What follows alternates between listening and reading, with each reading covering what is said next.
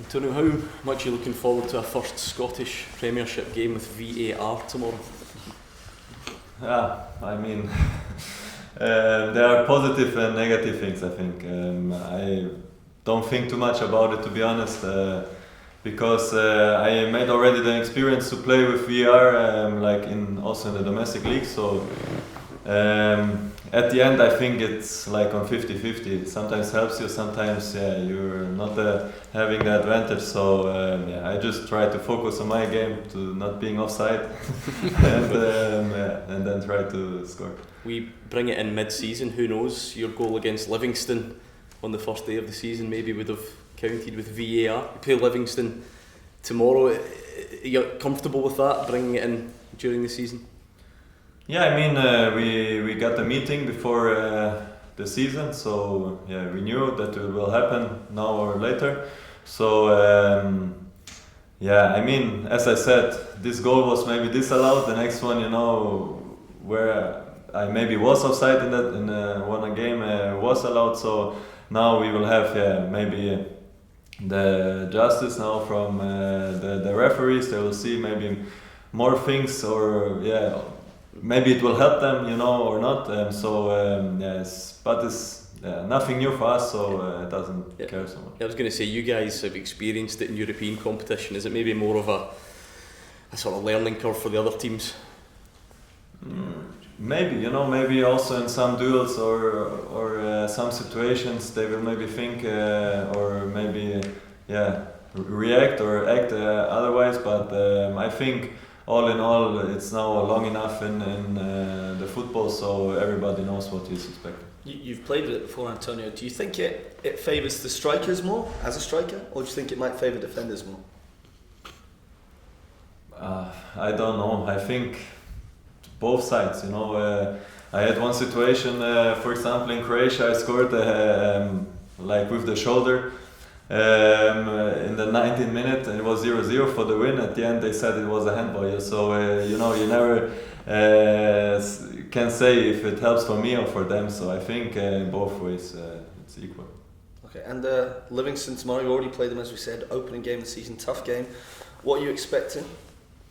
Yeah, as you said, it's a really tough game. We know how it was in the first game of the season. We know what we'll expect.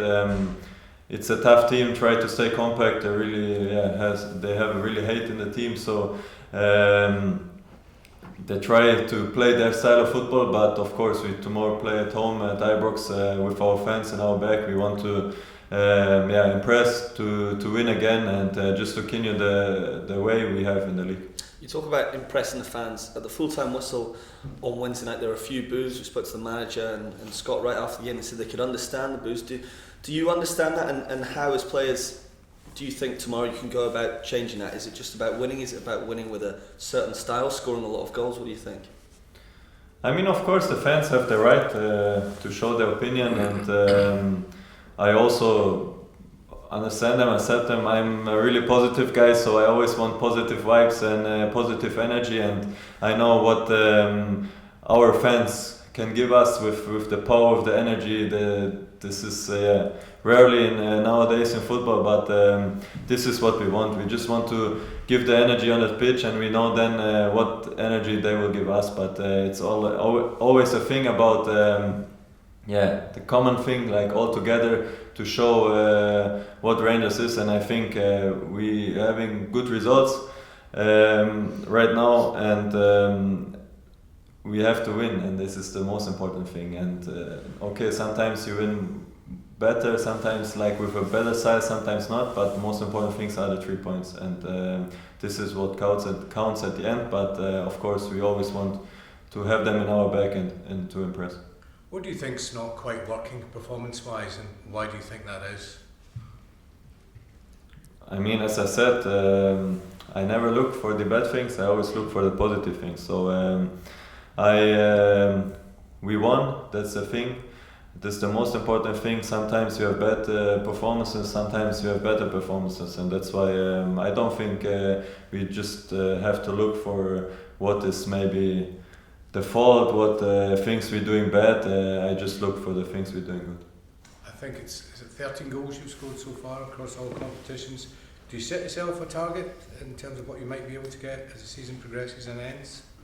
No, I mean, since I play football, I never set a target. I just want to score as many goals as I can, to score the chances I have, and I'm working hard for that. And it will be also tomorrow in the upcoming games. I just try to help the team to get everybody into chances, and of course myself, and then to try to finish it.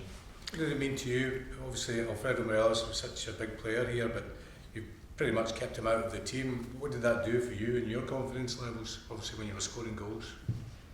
I mean, my confidence level was from the beginning really high, and I set my targets to be the number one striker here, and this is what I'm working hard for every day. And of course, everybody wants to play, but I try to impress with my game. So of course, if the coach gives me the trust to pay it back. So, but at the end, it's all about the success of the club.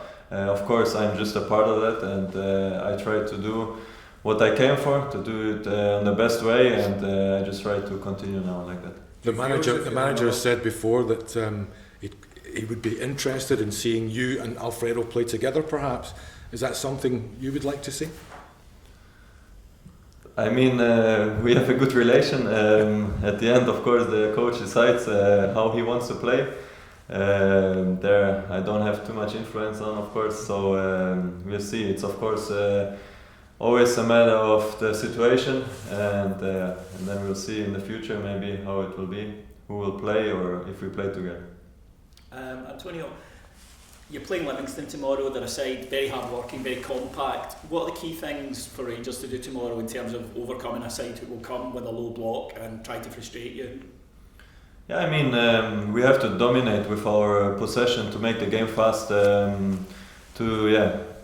stretch a game, to find the space in between. Of course, they will try to make it really tight and narrow, so we have to overcome these lines and to come as fast as possible into chances, into the box, and of course it will always help to have a fast goal, as we see like in the previous games. So this, I think, one of the most important things.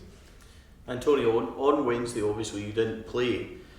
When you're on the bench in a game like that, do you watch and study? Because the likes of you've got Ridvan Yilmaz on the left-hand side, we've maybe not seen a lot. So do you watch him and think, right, okay, that's how he plays, that's where he crosses the ball? There was a lot of times in the first half, especially, good crosses went in the centre, and we're thinking, oh, if Antonio was there, he'd maybe get that. Do you watch that as well and study those patterns of play so that when you do get your opportunity, maybe with him playing, you know how he's going to play also? Yeah, I do. I mean, it's not only in this game now when I was on the bench, it's in trainings. It's even before I came to Rangers, I was watching videos of, Tab and all the players, how they're playing, how they create the chances, how they score. And I try, to not to think too much in the game, to know, okay, now probably the ball will be there, so I can anticipate to have this advantage. And as you said, I try to analyze it for myself to take advantage out of it. But of course, we speak a lot beside the pitch, so they get to know with me, with my style, and where I will be in the box, or where they will be. In terms of VAR obviously coming in, we've spoke already, you've answered quite a lot, but I wondered from your point of view, is there a change in the way where even if the flag goes up, you're finishing it anyway because there's a possibility it might then go back? Does it slightly change your mindset in terms of, I'm going to block out what else is happening, I'm going to finish it, and then we'll see what happens? Because we've seen, sometimes that officials won't go early, etc. So does that change slightly for you in terms of what you've done domestically so far? Yeah, I think so, because for now, when I scored and I saw the flag was down, I can celebrate, so now there will always maybe be some kind of doubts if there's a tight situation, but I think there was a situation in Premier League where he ran like alone to the goalkeeper. He scored at the end. VR show it was no offside or goal. I think it was a situation. Don't remember which player it was. So you have to go until the end always. It doesn't matter. Is it defensive wise for our defenders or for me as a striker? So you have to finish every situation. And but this normally we try to do as well. But now we know the flag will be staying down maybe until the situation ends. So we have to go until the end. Just do a question from Zoom from Derek, please. Thanks, Nick. Hi, Antonio. You've been a great form for Rangers in the squad with the World Cup just around the corner. Have you had any conversation with the national team? And I guess you're hoping that you might get selected for that for Qatar? Yeah, I mean, this is one of my big targets. I would like to, grab the chance if I get it. I hope I will be in the squad.